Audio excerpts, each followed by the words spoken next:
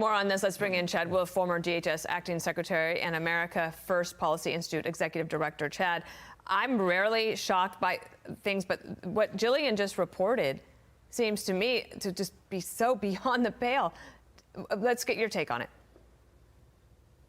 Well, absolutely. Look, when they recruit a volunteer force, Brandon Judd's right. There's a crisis along that border.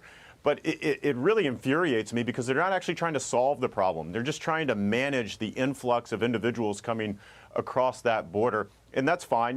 We've got to take care of them. You've got to process them. But where are the measures in place that we're actually trying to solve this? So in 2 and 3 months, 6 months from now, we're not in the same place. And that's where this administration is just falling asleep.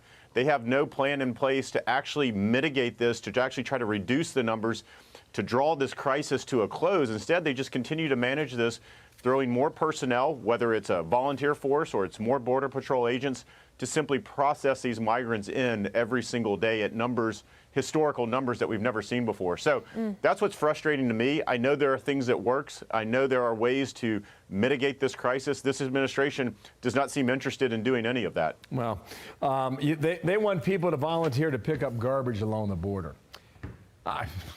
I don't know how you define that job. I don't know where that came from, and we'll see whether or not they can recruit the way they want to. Mayorkas was speaking over the weekend. Remember when Kamala Harris said the border's secure? He said the political cry that the border is open is music to the smugglers' ears because they take that political rhetoric and they market it. Now, this whole idea about the border is open. 2 years? Yeah. Every we day. go to Bill Maloogian every day. There's either a drone in the sky, there's a camera on the ground, and I mean, fool yourself if you think the border is not open. Well, absolutely. I mean, this comment by the secretary is really beyond the pale. Basically, what he's saying is that all the Americans out there, our policy leaders, members of Congress who are really concerned about this issue and are actually speaking out on it, are somehow to blame for the crisis, that the smugglers are slowly only listening to these folks and to news media, Fox News and others, saying that the border is open. And that's absurd, right? They know it's open because of the policies of this administration. They know it's open because every month they get hundreds of thousands of individuals to cross that border. Every month there's more and more gotaways. So the smugglers don't need to listen to political folks or anyone else talk about the border's open. The reality is the border is open. They know it's open. And CBP interviews folks every single day, migrants every single day, and the migrants are saying the border is open. That's why we're coming here. And so this idea and this comment from the secretary is, again, trying to shift blame. The blame, obviously is on the Biden administration. The policies are encouraging this surge, nothing else. An estimated 1 billion crabs mysteriously disappeared in just 2 years. That's a 90% plunge. Where have the snow crab gone? Did they run up north to get to that colder water? Did they completely cross across the border? Did they walk off the continental shelf on the edge there of the Bering Sea? We don't know.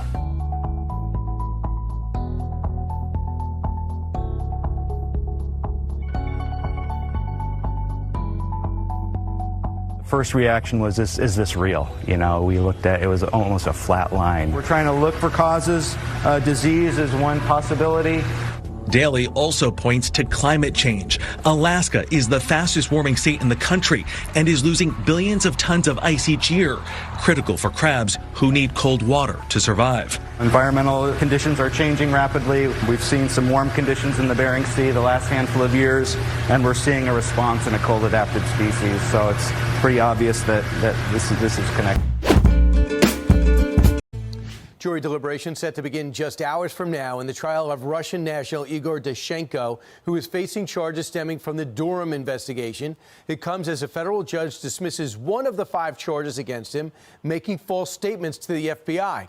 Danchenko told the FBI he never talked to Charles Dolan Jr., an aide of the Clintons, a Democratic PR executive who contributed information to the now debunked Steele dossier. This former Speaker of the House, Newt Gingrich, joins us now. Newt, first off, for me, the biggest revelation is the fact that they were given $1 million for Christopher Steele to prove that anything in the Steele dossier was true. Can you verify it? And he couldn't. I was stunned by that. But what's at stake for Danchenko today? Look, I think I don't know what will happen in a jury trial like that, but I think it's very clear from the evidence that's been unearthed that the FBI at the very top had gone crazy. They were doing things that, I mean, how can you go out and actively try to undermine the President of the United States the way they did? Just as they went out to protect Hillary Clinton and they've gone out to protect Hunter Biden. This is the most corrupt FBI leadership in American history, and there's going to have to be a commission or something to look at it, and potentially it's going to have to be broken up into 2 or 3 different agencies. This is really serious stuff because these guys have the power to put you in jail. So it's not politics. This is the criminal justice system, and it was clearly perverted by the last 2 FBI directors. You know what's unbelievable, too? Congress said to them, do you have any information on the Steele dossier and in interaction with it? They never told Congress that they offered Christopher Steele $1 million to verify the dossier. They just ignored it. And what I'm wondering is, Newt, is it James Comey and Christopher Wray continuing what Comey was doing? Do you think this was going awry with Mueller? How far back do you think this goes? Well, I think, look, you can go back all the way to the investigation, which I think illegally put Dick Cheney's aide in jail when he was totally innocent and when they knew he was innocent. And you know, Scooter, they knew who'd actually leaked the CIA agent's name. It was the number 2 guy at the State Department. They told him to keep his mouth shut. Richard Armitage. And they went after Scooter to try to flip him. Richard Armitage. They went after Scooter to try to flip him against Cheney. I mean, and that's, I think, under Mueller. So you have to say that there's been a tradition here of the senior FBI leadership being anti-Republican, anti-conservative, and corrupt. I mean, doing things that are clearly totally dishonest. Stuart, Newt, I was just talking to Stuart Varney about this. The conviction almost doesn't matter. Exposing what Sussman did and exposing what Daschenko was up to really tells the story. Real quick, your thoughts? Well, I think this has been a very important investigation, and I think the new Republican Congress is going to use this as a baseline to really seriously dig into what's gone wrong and why is the FBI so sick. Newt Gingrich, thanks so much. We look forward to getting a quick verdict from the jury. I'm Steve Ducey. I'm Brian Kilmeade. And I'm Ainsley Earhart. And click here to subscribe to the Fox News YouTube page to catch our hottest interviews and most compelling analysis. The rapper formerly known as Kanyewest has agreed to buy the conservative-friendly social media site Parler. The deal is expected to close later this year. The announcement comes days after Instagram and Twitter banned the artist over a series of anti-Semitic posts. West, who legally goes by the name Ye, said in a statement, quote, "In a world where conservative opinions are considered to be controversial, we have to make sure we have the right to freely express ourselves."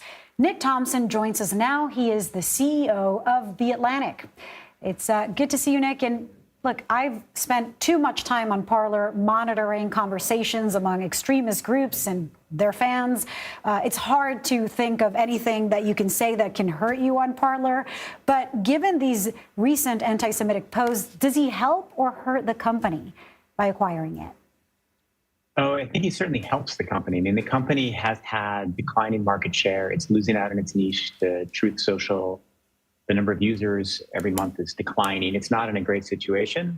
We're talking about Parler today. We weren't talking about Parler before Ye decided to buy it. So he does help it. On the other hand, buying it just after he's had his anti-Semitic rampage is a particularly bad time, because that's what will be forever associated with this acquisition. But in general, I think that if you're a Parler employee or a Parler executive, you're probably delighted by this news.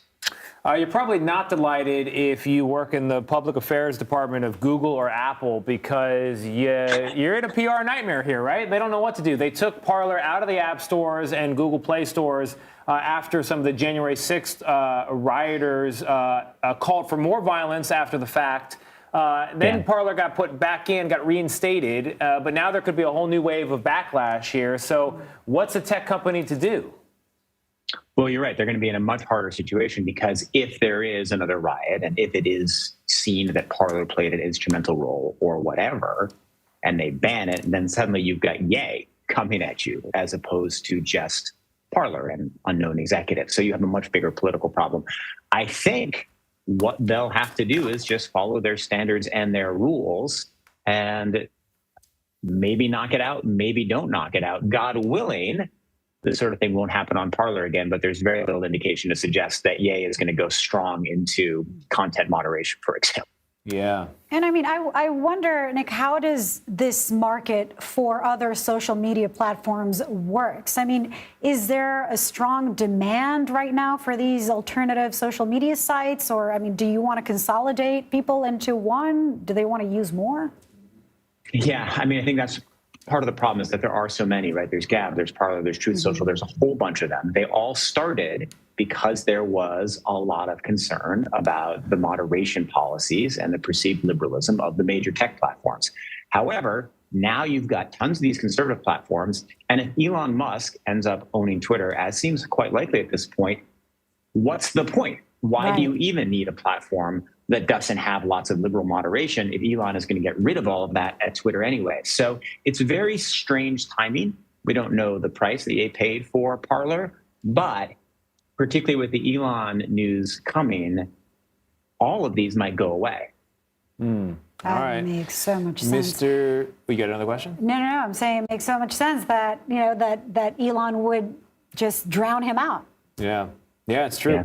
Absolutely. Nicholas Thompson, the CEO of a magazine I'm a paid subscriber to. That magazine is The Atlantic. Thank you very much. Amazing.